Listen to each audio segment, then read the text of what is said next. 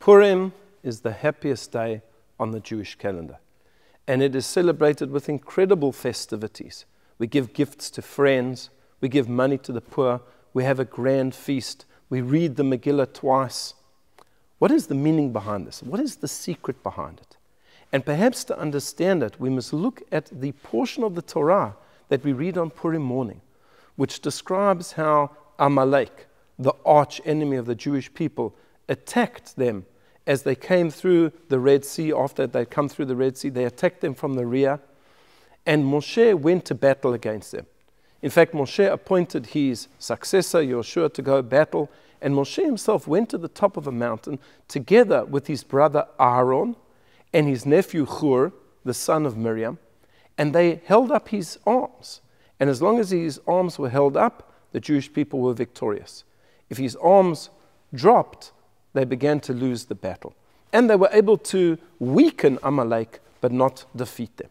We read this portion on Purim morning because, as we know, Haman, the arch rival of Mordechai and Esther, the villain of the Purim story, is a descendant of the nation of Amalek. But how do we understand this idea? What was the meaning and the intention behind Moshe and his two colleagues on that mountain overlooking the battle against Amalek? And the Kli Yakar, one of our classic commentators, gives us a most beautiful explanation. And he mentions the words of the sages that Amalek is like a fly, a zvuv. Why a fly? Because a fly will only attack meat which has already started to rot, flesh which has already started to rot. Or, for example, a person's limb, their hand, which has a sore and a bruise.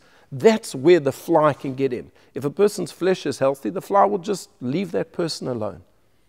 Amalek are opportunists in the same way that the fly is an opportunist. It looks for rot, it looks for decay. At that time, after the Jewish people had come through the Red Sea and came to a place called Rephidim, they began to quarrel with one another. They quarreled with Hashem and with Moshe. We don't have water. They didn't get on with one another. Rafu Yadayim also means they weakened their resolve to Torah study. Suddenly there was an internal fight. There was a rot on the body of the Jewish people. So Amalek was able to attack them. If the Jewish people are united, then Amalek has no power over them whatsoever. Moshe understood that this wasn't just a physical attack, this was a spiritual attack. And therefore, he had to strengthen the Jewish people, and in particular with the three pillars that hold up the Jewish world, the three pillars that are mentioned in Pirkei Avot: Torah, the study of Torah; Avodah, service of God; and Gemilut Chasadim, and the performance of kind deeds. And therefore, he said, we need to have a triumvirate at the top of the mountain representing these principles. Of course, Moshe represents the Torah. He was the one who brought the tablets down to the Jewish people. Aaron, holding up one of his hands, represents Avodah, service of God. Aaron was the first high priest. And Hur was the son of Miriam. And Miriam was known for her chesed, for her kindness. And therefore you had those three pillars. And the Jewish people had to look up at the hands of Moshe and to realize that when we are united and we have these three things amongst ourselves, then we will be able to vanquish our foes, including Amalek. Now we come back to the story of Purim. The same thing was happening. Haman was an opportunist. He saw that there was infighting amongst the Jewish people. He said to the king that they are a nation that is mufuzar umufurad. Mufuzar means spread around all of the territories, but also mufurad. Mufurad means they fight amongst themselves. They don't get on. Now's the time to destroy them. They're weak. And Mordechai and Esther worked out that the only way that we're going to defeat Haman is to come back together again, is to unite, and to unite with these principles. And therefore we see that before they were able to defeat Haman, they took upon themselves again these particular mitzvot. It says that they took upon themselves Torah. They re-accepted the Torah at the times of Purim with a whole new resolve. That was the one pillar. There was avodah, there was service of God.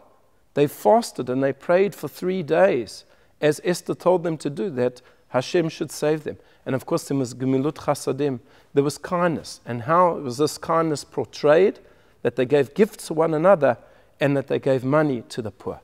And that's what we do on Purim. We make sure that we have those three pillars in place. There's the Torah, that recommitment, that resolve to studying the Torah. There's the avodah, there's the service of God through our prayers, through our performance of mitzvot, but most importantly is that gemilut chasadim, that kindness that we do with one another. And therefore it's no coincidence that on Purim, over and above reading the Megillah, we have those 3 mitzvot. But those 3 mitzvot cannot be done in the privacy of your home. They need other people. You have to give gifts to friends. You have to give money to the poor. And you have to have a banquet. And you cannot have that banquet by yourself. You have to unite together. And if we can do this now in our generation, we can look forward to the ultimate redemption. I wish you a Purim Sameach.